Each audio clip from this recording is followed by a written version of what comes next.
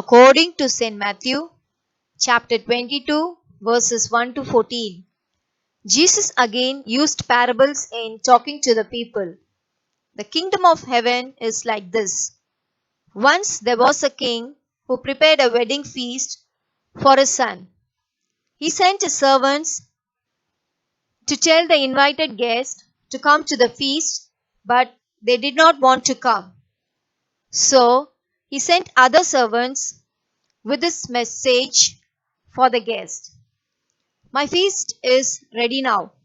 My bullocks and prize calves have been butchered and everything is ready. Come to the wedding feast. But the invited guests paid no attention and went about their business. One went to his farm, another to his shop, while others grabbed the servants, beat them, and killed them.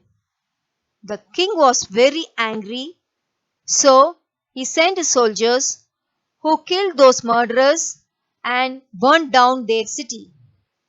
Then he called his servants and said to them, My wedding feast is ready, but the people I invited did not deserve it. Now go to the main streets and invite to the feast as many people as you find.